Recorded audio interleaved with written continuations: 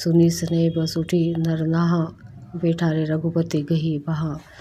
सुनहु तात तुम कहूँ मुनि, कहहि रामु चराचर नायक आहहि। यह सुनकर स्नेहवश राजा ने उठकर श्री रघुनाथ जी की बाहें पकड़कर उन्हें बैठा लिया और कहा, हे तात सुनो, तुम्हारे लिए मुनि लोग कहते हैं कि श्री राम चराचर के स्वामी हैं। शुभ अरु अशुभ कर्म अनुहारी, ईसु देई फलो हृदय विचारी। करें जो कर्म पाओ फल सोई, निगम नीति असी कह सब कोई। शुभ और शुभ कर्मों के अनुसार ईश्वर हृदय में विचार कर फल देता है। जो कर्म करता है वही फल पाता है, ऐसी वेद की नीति है, यह सब कोई कहते हैं। धोखा औरू करे अपराधों को और फल पाओ फल भोग को, अति विचित्र भगवंत गति को जग जाने जोग। किंतु इस अवसर पर तो विपरीत हो रहा। अपराध तो कोई और ही करे और उसके फल का भोग कोई और ही पावे। भगवान की लीला बड़ी विचित्र है, उसे जानने योग्य जगत में कौन है। राय राम लखन हित लागी, बहुत उपाय किए छलु त्यागी। लखी राम रुक रहत न जाने, धर्म धुरंधर धीर सयाने। राजा ने इस प्रकार से रामचंद्र जी को रखने के लिए छल छोड़कर बहुत से उपाय किए, पर जब उन्होंने धर्म धुरंधर धीर और बुद्धिमान श्री राम जी का रूप देख लिया और वे रहते हुए न जान पड़े, तब नृप सिय लाई उर लीन्ही। अति हित बहुत भांति सिख दीन्ही, कही बन के दुख दुसाद सुनाए। सासु ससुर पितु सुख समझाए। तब राजा ने सीता जी को हृदय से लगा लिया और बड़े प्रेम से बहुत प्रकार की शिक्षा दी। वन के दूसरा दुख कह कर सुनाए। फिर सास ससुर तथा पिता के पास रहने के लिए सुखों को समझाया। सिय मनु राम चरण अनुरागा, घरु ना सुगमो बनु विषमो न लागा। और सभी सिय समझाई, कही कही विपिन विपत्ति अधिकाई। परंतु सीता जी का मन श्री रामचंद्र जी के चरणों में अनुरक्त था, इसलिए उन्हें घर अच्छा नहीं लगा और न वन भयानक लगा। फिर और सब लोगों ने भी वन में विपत्तियों की अधिकता बता बता कर सीता जी को समझाया। सचिव नारी गुरु नारी सयानी, सहित स्नेह कही मृदुबानी। तुम कहूँ तो न दिन वनवासु, करूँ जो कही ससुर गुरु सासु। मंत्री सुमंत्र जी की पत्नी और गुरु वशिष्ठ जी की स्त्री अरुंधति जी तथा और भी चतुर स्त्रियाँ स्नेह के साथ कोमल वाणी से कहती हैं कि तुमको तो राजा ने वनवास दिया नहीं है, इसलिए जो ससुर गुरु और सास कहे तो तुम तो वही करो। दुआ सिख शीतली हित मधुर मृदु, सुने शीत ही ना सुहानी। शरद चंद्र चांदिनी, लगत जनु चकाय कुलानी। यह शीतल हितकारी मधुर और कोमल सीख सुनने पर सीता जी को अच्छी नहीं लगी। वे इस प्रकार व्याकुल हो गई मानो शरद ऋतु के चंद्रमा की चांदनी लगते ही चकई व्याकुल हो उठी हो। सिय सकुच बस उतरु न देई, सो सुनी तम की उठी के कई। मुनि पटभूषण भाजन आनी, आगे धरी बोली मृदुबानी। सीता जी संकोच से उत्तर नहीं देती। इन बातों को सुनकर के तमक कर उठी। उसने मुनियों के वस्त्राभूषण माला मेघखाल आदि और बर्तन कमंडल आदि लाकर श्री रामचंद्र जी के आगे रख दी और कोमल वाणी से कहा, नृपय प्राण प्रिय तुम रघुबीरा। शील सने न छड़ही या भीरा, सुकुतो सुजासु परलोको न साऊ। तुम ही जान बन कही न काऊ। रघुवीर राजा को तुम प्राणों के समान प्रिय हो। भीरु प्रेम दुर्बल हृदय के राजा शील और स्नेह नहीं छोड़ेंगे। पुण्य सुंदर यश और परलोक चाहे नष्ट हो जाए, पर तुम्हें वन को जाने को वे कभी न कहेंगे। हस विचारी सोई करूँ जो भावा, राम जननी सिख सुनी सुख पावा। वो पई बचन बन सम लागे, करही ना प्राण पया ना भागे। ऐसा विचार कर जो तुम्हें अच्छा लगे वही करो। माता की सीख सुनकर श्री रामचंद्र जी ने बड़ा सुख पाया, परंतु राजा को ये वचन बाण के समान लगे। वे सोचने लगे, अब भी अभागे प्राण क्यों नहीं निकलते। लोग विकलो मूर्छित नर नाहु, कहा करिया कछु सूझ न काहू। राम तुरत मुनि वेशु बनाई, चले जनक जन निहि सिर नाई। राजा मूर्छित हो गए। लोग व्याकुल हैं, किसी को कुछ नहीं सूझ पड़ता कि क्या करें। श्री रामचंद्र जी तुरंत मुनि का वेश बनाकर और माता पिता को सिर नवाकर चल दिए। दुआ सजी बन साजू समाजु, सबू बनिता बंधु समेत बंदी प्रिय। विप्र गुरु चरण प्रभु, चले करी सभी अचेत।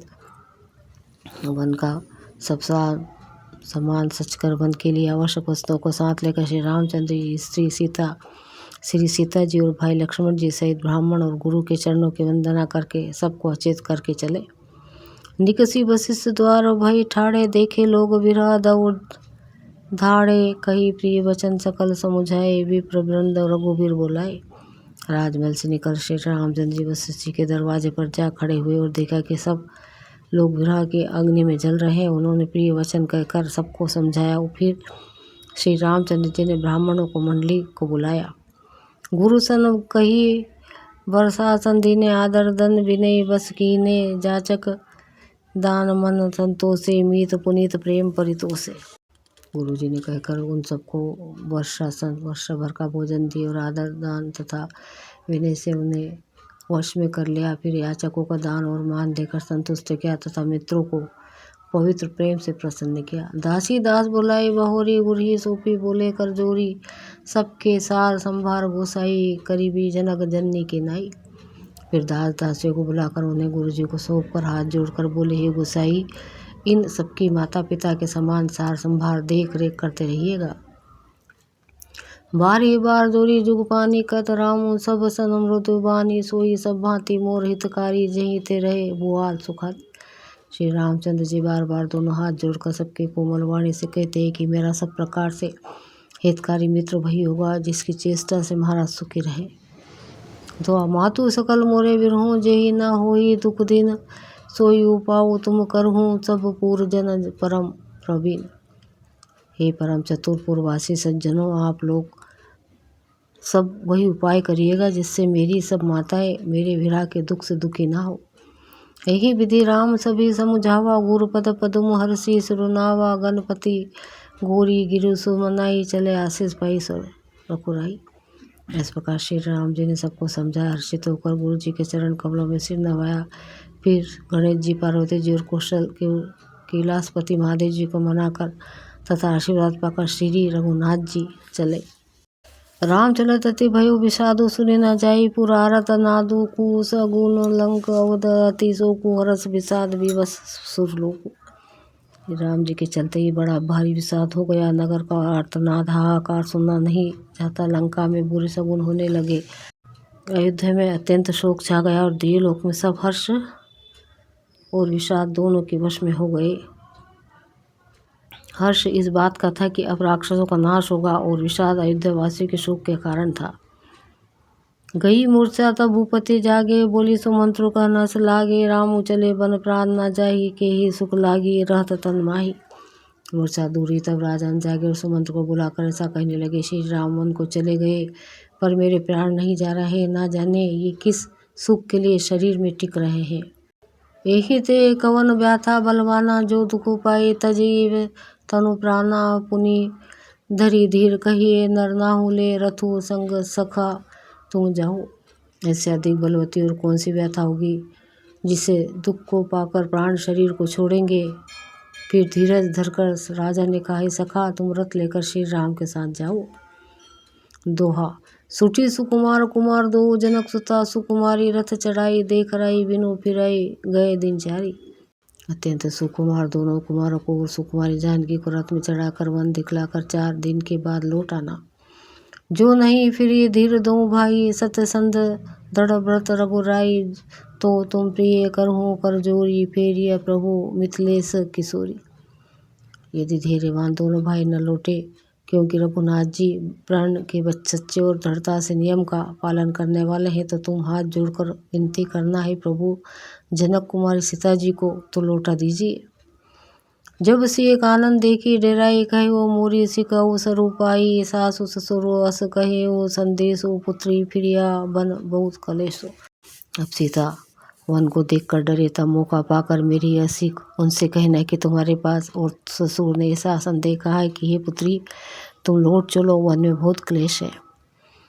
पितु ग्रह कबो कबहू ससुरी रहूँ, जहाँ रुचि होई तुम्हारी यही विधि करूँ, उपाय कदम्बा फिर रही त होई प्राण अवलंबा। कभी पिता के घर और कभी ससुराल, जहाँ तुम्हारी इच्छा वहीं रहना। इस प्रकार तुम बहुत से उपाय करना। यदि सीता जी लौट आए तो मेरे प्राणों को सहारा हो जाएगा, नहीं ता मोर मरनु परिणामा, कछु न बसाए भय विधि बामा, अस कही मूर्छी परा मही, रामू रामू लखनऊ सिय आने देखाऊँ। नहीं तो अंत में मेरा मरण ही होगा। विधाता के विपरीत होने पर भी कुछ वश नहीं चलता। हाँ, राम लक्ष्मण और सीता को लाकर दिखाओ। ऐसा कहकर राजा मूर्छित होकर पृथ्वी पर गिर पड़े। पाई रजय सुनाई सिरु रथु अति बेग बनाई गई जहाँ बाहर नगर सिंह सहित दो भाई। सुमंत्र जी राजा के आज्ञा पाकर सिर नवाकर और बहुत जल्दी रथ जुड़वाकर वहाँ गए जहाँ नगर के बाहर सीता जी सहित दोनों भाई थे। तब सुमंत्र नृप वचन सुनाए करी बिनते रथ रामू चढ़ाए चढ़ी रथ सिंह सहित दो भाई चले हृदय अवधि सिरुनाई। तब वहाँ पहुँचकर सुमंत्र ने राजा के वचन से रामचंद्र जी को सुनाए विनती करके उनको रथ पर चढ़ाया। सीता जी सहित दोनों भाई रथ पर चढ़कर हृदय में अयोध्या को सिर नवाकर चले।